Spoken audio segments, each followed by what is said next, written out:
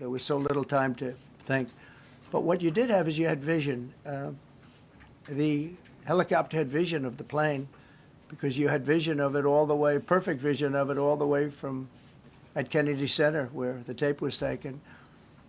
And for some reason, there weren't adjustments made. Again, you could have slowed down the helicopter substantially. You could have stopped the helicopter. You could have gone up. You could have gone down. You could have gone straight up, straight down. You could have turned. You could have done a million different maneuvers. For some reason, it just kept going and then made a slight turn at the very end, and by that time it was too late. They shouldn't have been at the same height, because if it was at the same height, you could have gone under it or over it, and nobody realized, or they didn't say that it's at the same height. At the same height, it still wouldn't have been great, but you would have missed it by quite a bit. Could have been 1,000 feet higher. It could have been 200 feet lower, but it was exactly at the same height, and somebody should have been able to point that out. So all of this is going to be studied, but it just seems to me, from a couple of words that I like to use, the words common sense. Some really bad things happened, and some things happened that shouldn't have happened. So you had a helicopter going in an identical direction. You had a helicopter that was at the exact same height as somebody going in essentially the opposite direction. You had a plane that was following a track, which is a track that every other plane followed.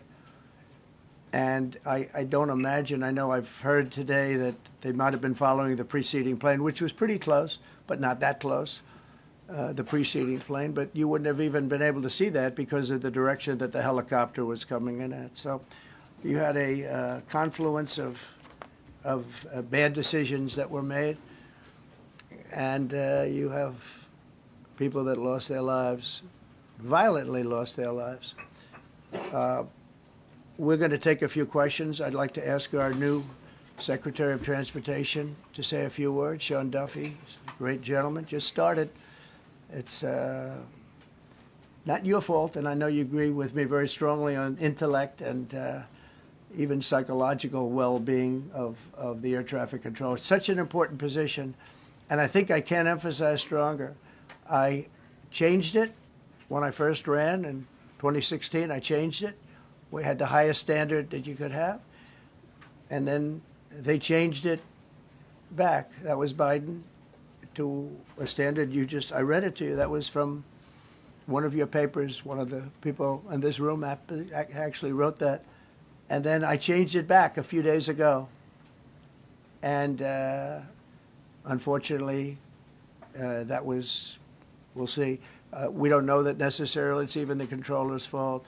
But one thing we do know, there was a lot of vision, and people should have been able to see that, at what point do you stop? At what point do you say, wow, that plane's getting a little bit close? So this is a tragedy that should not have happened.